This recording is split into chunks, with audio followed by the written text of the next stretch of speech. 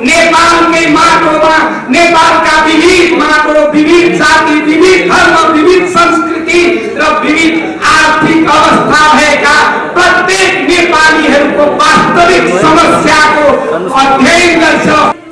विकसित राष्ट्रबाट विकासोन्मुख राष्ट्र, विकासोन्मुख राष्ट्रबाट विकसित राष्ट्र भन्दा पनि संसारको विकसित राष्ट्रको पहिलो सूचीमा स्थापित गर्नुपर्छ। देशमा राजनीतिक शुद्धिकरण, सुशासन, आर्थिक समृद्धिको स्पष्ट रोडम्यापको खाका सहित सशक्त वैकल्पिक राजनीतिक शक्ति घोषणा अभियान सम्पूर्ण नेपाल र नेपालीको पक्षमा हो, सम्पूर्ण मित्र राष्ट्रहरूको पक्षमा हो। नेपालको राजनीतिक प्रणालीले नेपालको राष्ट्रियताको सुरक्षाको अनुभूति हुनुपर्छ। नेपालको राजनीतिक प्रणालीले नेपाललाई विकसित राष्ट्रको रूपमा अगाडि बढाउनुपर्छ। देशको जनता यो देशको शक्तिको पर्खाइमा थियो।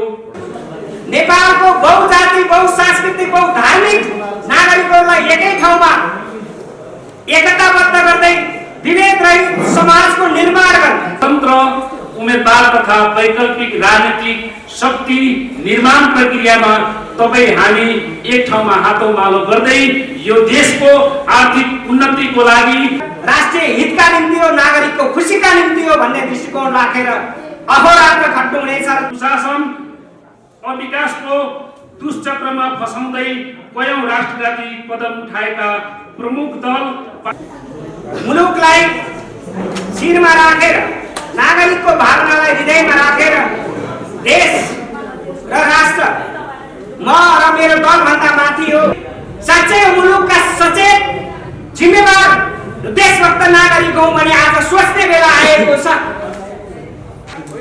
राष्ट्रको लागि ओतप्रोत भएको भावनालाई एक ठाउँमा राखेर यो मुलुकको समृद्धि र विकासको लागि, यो मुलुकको नागरिकको खुसीका लागि केही कदम गर्नुपर्छ।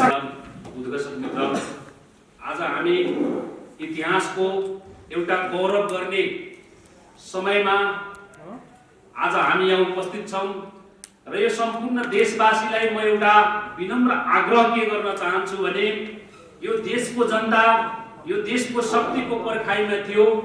यो देशलाई समृद्ध बनाइदिने, यो देशको रक्षा गरिदिने त्यस्तो नेपाल आमाको गर्भबाट जन्मेर नेपाली जनताको लागि लडेर यो देशकोलाई मुक्ति पार्दिन, यो देशलाई समृद्ध बनाइदिनका निम्ति त्यस्तो शक्ति जन्मिदियोस् भनेर त्यो चाहना र त्यो सोच नेपाली जनतामा थियो र आज त्यो सपना पूरा हुँदैछ। आज स्वतन्त्र उम्मेदवार तथा वैकल्पिक राजनीतिक शक्तिहरू एक ठाउँमा आउनै पर्छ। यो नआउनुको विकल्प छैन। त्यसकारणले गर्दा आज देशैभरिका स्वतन्त्र उम्मेदवारहरू र वैकल्पिक राजनीतिक शक्तिको विगतदेखि नै प्रयास गरिरहेका ती शक्तिहरूलाई पनि एक ठाउँमा आउन आह्वान हामी गर्दछौँ। यो आह्वानले यो देशले पक्कै एउटा राष्ट्रिय शक्ति प्राप्त गर्नेछ र अबको केही दिन पछाडि हामी यसको राष्ट्रिय सम्मेलन गर्दैछौँ र त्यो सम्मेलन मार्फत हामी देशले एउटा वैकल्पिक शक्ति प्राप्त गर्नेछ। त्यसकारणले गर्दा आज हामी यो राष्ट्रिय सम्मेलनको घोषणा पत्रकार सम्मेलन गर्दैछौँ र यो पत्रकार सम्मेलनको प्रेस विज्ञप्ति म तपाईहरु सामु राख्न चाहन्छु।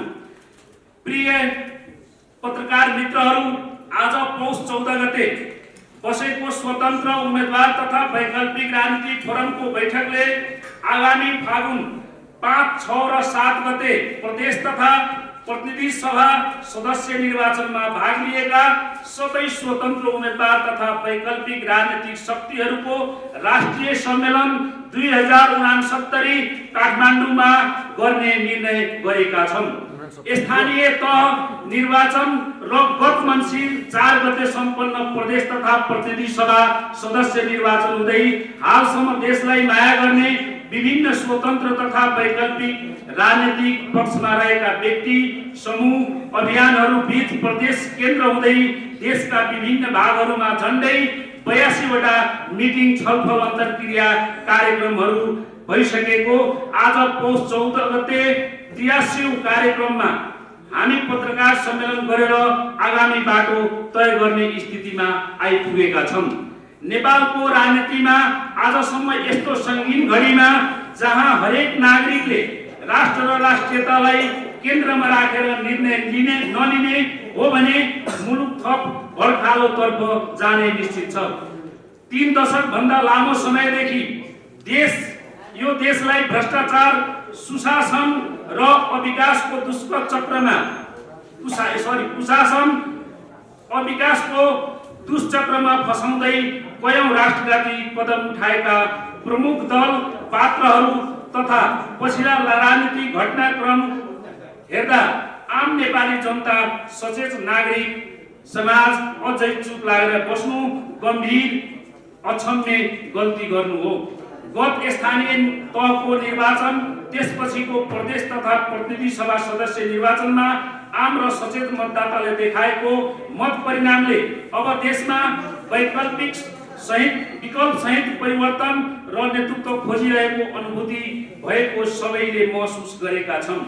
स्थानीय तह निर्वाचन, प्रदेश तथा प्रतिनिधि सभा सदस्य निर्वाचनमा स्वतन्त्र रूपमा उम्मेदवारी दिएका स्वतन्त्र उम्मेदवारहरूले नेपालको राजनीतिमा देखाएको चासो र सहभागिताले देशमा परम्परागत विभिन्न वाद र दर्शनका खोल ओढेका दल र व्यक्तिहरूबाट यो देशको परिवर्तन हुन सक्दैन भन्ने स्पष्ट मेसेज दिइसकेका छन्। स्वतन्त्र सम्पन्न सबै निर्वाचन र परिणामहरूको गहन विश्लेषण गर्दै आम नागरिकको चाहना र अबको आवश्यकतालाई मध्यनजर गर्दै सबै स्वतन्त्र उम्मेदवारहरू, वैकल्पिक शक्तिहरू, राष्ट्रवादीहरू र प्रगतिशील सोच राख्ने सम्पूर्ण व्यक्ति समूह अभियानहरू एक ठाउँमा उभिन आवश्यक रहेको मनन गर्दै आज पौष 14 गते गरेको स्वतन्त्र उम्मेदवार तथा वैकल्पिक राजनीतिक शक्तिहरूको संयुक्त बृहत बैठकले आगामी फागुन 5, 6 र 7 गते काठमाडौँमा राष्ट्रिय सम्मेलन गर्ने निर्णय गरेको पत्रकार तथा उपस्थित सबैमा जानकारी गराउँदछौँ। उक्त राष्ट्रिय सम्मेलन मार्फत देशमा राजनीतिक शुद्धिकरण, सुशासन, आर्थिक समृद्धिको स्पष्ट रोडम्यापको खाका सहित सशक्त वैकल्पिक राजनीतिक शक्ति घोषणा समेत गरिनेछ। साथै स्वतन्त्र उम्मेदवार तथा वैकल्पिक राजनीतिक शक्तिहरूको राष्ट्रिय सम्मेलन 2069 सफल पार्नका लागि आवश्यक समिति तथा उपसमितिहरू समेत गठन गरिएको तपाईँ सबैमा जानकारी गराउँदछौँ, जुन यस प्रकार छ।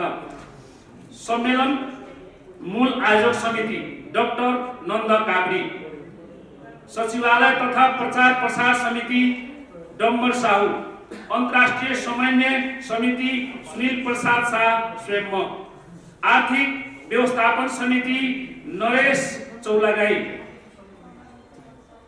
महिला तथा परिचालन तथा समन्वय समिति सुनिता पाखरी, लजिस्टिक व्यवस्थापन समिति नरेन्द्र दंगाल, कार्यक्रम व्यवस्थापन तथा अतिथि समन्वय समिति डाक्टर अमोद तमाङ, संस्कृति तथा कलाकार समन्वय तथा व्यवस्थापन समिति बीपी पोखरेल भरत पोखरेल, सम्मेलन मस्यौदा समिति डाक्टर बलदेव अधिकारी, युवा परिचालन समिति सञ्जय लामा, जनसम्पर्क समिति नारायण हरि तिवारी। यति भन्दै म सम्पूर्ण देशवासीलाई म एउटा आग्रह के गर्न चाहन्छु भने यो स्वतन्त्र उम्मेदवार तथा वैकल्पिक राजनीतिक शक्ति निर्माण प्रक्रियामा तपाईँ हामी एक ठाउँमा हातौमालो गर्दै यो देशको आर्थिक उन्नतिको लागि, यो हाम्रो आउने भविष्य भावी पुस्ताहरूको लागि एक ठाउँमा आएर यो शक्ति निर्माण गर्न सम्पूर्ण जनतालाई म आह्वान गर्दै यहाँबाट बिदा हुन्छु। धन्यवाद। धन्यवाद जलबरजी। सर्वप्रथम मलाई यो मस्यौदा समितिको संयोजक बनाउनु भएकोमा, यति ठुलो विश्वासका अभिभारा सुम्पिनु भएकोमा यहाँहरू परमात्मा प्रति मेरो सादर प्रणाम गर्दछु। यो अभियान राष्ट्रवादी, प्रगतिशील र लोकतान्त्रिकहरूको संयुक्त अभियान हुनेछ र यो अभियान नेपालका लागि नेपाली, नेपालीका लागि नेपाली सम्पूर्ण नेपाल र नेपालीलाई केन्द्रबिन्दुमा राखेर सञ्चालन गरिने अभियान हुनेछ र यो अभियानले स्थापित दलहरूलाई सही बाटोमा हिँडाउनेछ। हिँडेनन् भने अभियानका अभियन्ताहरू नै गन्तव्यमा पुग्नेछन्। त्यसपछि स्थापित दलको के अवस्था हुन्छ यो चाहिँ उहाँहरूलाई नै सोध्नु भए पनि हुन्छ। यो अभियानले सम्पूर्ण मित्र राष्ट्रहरूसँग यथोचित सम्बन्ध राखेर नेपालकै माटोमा नेपालका विविध माटो, विविध जाति, विविध धर्म, विविध संस्कृति र विविध आर्थिक अवस्था भएका प्रत्येक नेपालीहरूको वास्तविक समस्याको अध्ययन गर्छ, अनुसन्धान गर्छ, विश्लेषण गर्छ र जसले समस्या ल्याउँछ समाधान पनि उसैले दिन्छ। यसकारण यो अभियान कसैको विरुद्धमा होइन, यो अभियान सम्पूर्ण नेपाल र नेपालीको पक्षमा हो, सम्पूर्ण मित्र राष्ट्रहरूको पक्षमा हो। तर मित्र राष्ट्रहरूले अब बुझ्नुपर्छ नेपाललाई सहयोग गर्नुहुन्छ भने निस्वार्थ सहयोग गर्नुहोस्, निस्वार्थ सहयोग गर्नुहोस् र हामी पनि तपाईहरूलाई जो सक्छौं निस्वार्थ सहयोग गर्छौं। त्यही अभियान लिएर हामी अघि बढ्दैछौँ। यहाँहरूले शुभकामना दिनुहोला। धन्यवाद। आज हामीले आम सञ्चार मिडिया मार्फत सम्पूर्ण देशलाई माया गर्ने नेपाली नागरिकहरूलाई अब नेपालमा देशभक्त नागरिकहरू र विशेष गरेर प्रतिनिधि सभा र प्रदेश सभामा चुनावमा प्रतिस्पर्धी स्वतन्त्र उम्मेदवारहरू र नेपालमा पुरानो राजनीतिक दलबाट केही परिवर्तन आएर नयाँ वैकल्पिक राजनीतिको खोजी गरिरहनु भएका विभिन्न समूह र शक्तिहरूलाई एउटै मञ्चमा राखेर राष्ट्रको लागि ओतप्रोत भएको भावनालाई एक ठाउँमा राखेर यो मुलुकको समृद्धि र विकासको लागि, यो मुलुकको नागरिकको खुसीका लागि केही पहल कदमी गर्नुपर्छ भनेर यही 80 साल फागुन 5 र 6, 7 गते काठमाडौँमा संयुक्त राष्ट्रिय सम्मेलन गर्ने सन्दर्भका साथ आयोजित यस पत्रकार सम्मेलनका सम्पूर्ण पत्रकार साथीहरू यहाँहरू सबैमा यथोचित अभिवादन व्यक्त गर्न चाहन्छु, नमस्कार व्यक्त गर्न चाहन्छु। निश्चय नै यो अभियान सम्पन्न गर्नका निमित्त गठन भएको उपसमितिका अन्तर्राष्ट्रिय समन्वय समितिका संयोजक सुनिल प्रसाद शाहजी र यो सिङ्गो सम्मेलन सफल बनाउनका लागि हाम्रो प्रतिबद्धता के हुन्छ, अवधारणा के हुन्छ, वैचारिक, सांस्कृतिक, सामाजिक, राजनीतिक दृष्टिकोण के हुन्छ भन्ने हिसाबले त्यो मस्यौदाको जिम्मेवारी लिनुभएका डाक्टर बलदेव अधिकारीले थुप्रै कुरा राखिसक्नु भएको छ। म त्यतातिर जान चाहन्छु। मुलुकलाई शिरमा राखेर, नागरिकको भावनालाई हृदयमा राखेर देश र राष्ट्र म र मेरो दलभन्दा माथि हो, देश र राष्ट्रको विषयमा नागरिकहरूलाई जागरण सिर्जना गर्नुपर्छ र नेपाललाई अविकसित राष्ट्रबाट विकासोन्मुख राष्ट्र, विकासोन्मुख राष्ट्रबाट विकसित राष्ट्र भन्दा पनि संसारको विकसित राष्ट्रको पहिलो सूचीमा स्थापित गर्नुपर्छ भन्ने मूल मर्मका साथ, मूल लक्ष्य लिएर अब नागरिक स्तरबाट सशक्त दबाव समूह सशक्त भूमिका निर्वाह गर्नुपर्छ भन्ने दृष्टिकोणका साथ जुन सम्मेलन आयोजना गर्न खोजिएको छ, यो सम्मेलन नेपाली नागरिकको मुक्तिका निम्ति, यो सम्मेलन नेपालको राष्ट्रियताको संरक्षणका निम्ति, यो सम्मेलन नेपालको राजनीतिक शुद्धिकरणका निम्ति, यो सम्मेलन नेपालको राजनीतिक स्थायित्व र शक्ति सन्तुलनका निम्ति, यो सम्मेलन हाम्रो परराष्ट्र नीतिहरूमा यथोचित समन्वयकारी भूमिका सिर्जना गर्न सक्ने, राष्ट्रिय भूमिका, अन्तर्राष्ट्रिय भूमिकामा दृढता कायम गर्ने सम्मेलन। यो सम्मेलन नेपालको बहुजाति, बहुसांस्कृतिक, बहुधार्मिक नागरिकहरूलाई एकै ठाउँमा एकताबद्ध गर्दै विभेद रहित समाजको निर्माण गर्ने, यो सम्मेलन जसले नेपालको अर्थतन्त्रमा आमूल परिवर्तन गरेर नेपालबाट विदेशमा रोजगारका लागि जाने युवाहरूलाई स्वदेशमै रोजगार सिर्जना गर्न सकिन्छ भन्ने दृष्टिकोण बोकेको सम्मेलनको रूपलाई स्थापित गर्नुपर्छ र नयाँ शक्ति निर्माण गर्दै भएका राजनीतिक दलहरूलाई सशक्त दबाव सिर्जना गर्ने र उहाँहरूबाट पुनः मुलुकको सही नेतृत्व भएन भने नेतृत्वको लागि पनि तयार हुने एउटा परिस्थिति सिर्जना गर्न सम्म अझुर दृष्टि राख्नुपर्छ भन्ने मान्यताका साथ हामीले यो सम्मेलनको आयोजना गर्ने जमर्को गरेका छौँ। म आम सञ्चार माध्यमका साथीहरूलाई आग्रह गर्न चाहन्छु, तपाईँ हामी साँच्चै मुलुकका सचेत जिम्मेवार देशभक्त नागरिक हौँ भने आज सोच्ने बेला आएको छ कि नेपालको राजनीतिक प्रणाली नेपालको जनताको करलाई बाँडेर खाने अब कसैलाई हुँदैन। त्यसकारणले नेपालको राजनीतिक प्रणालीले नेपालको राष्ट्रियताको सुरक्षाको अनुभूति हुनुपर्छ। नेपालको राजनीतिक प्रणालीले नेपाललाई विकसित राष्ट्रको रूपमा अगाडि बढाउनुपर्छ। नेपालको राजनीतिक प्रणालीले प्रत्येक नेपालीलाई खुसीका साथ सुरक्षाका साथ अमन चयन गर्न पाउने व्यवस्थाको सिर्जना गर्नुपर्छ। यही दृष्टिकोणबाट हामी लक्षित छौँ। यो दृष्टिकोणमा नेपाललाई पुर्याउनको लागि तमाम नेपाली नागरिकहरूलाई म आम सञ्चार मिडिया मार्फत यो सम्मेलन मूल आयोजक समितिको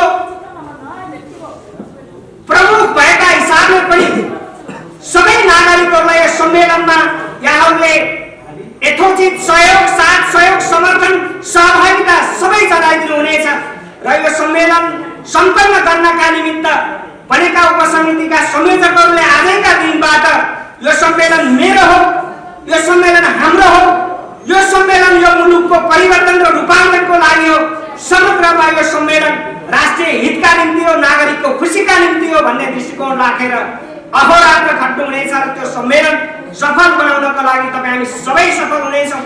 यही दृष्टिकोणका साथ अगाडि लाग्नका निमित्त र आम सञ्चार मिडियालाई यही ढङ्गले आफ्नो सूचना सम्प्रेषण गर्नका निमित्त पनि हार्दिक अपिल गर्दै आग्रह गर्दै यहाँहरू सबै आजको पत्रकार सम्मेलनमा आइदिनु हो, व्यस्तताको बीचबाट आइदिनु हो, सबै प्रति हार्दिक कृतज्ञता व्यक्त गर्दै म आफ्नो भनाइ अन्त्य गर्न चाहन्छु र यो पत्रकार सम्मेलन यही अन्त्य भएको घोषणा गर्दछु। धन्यवाद।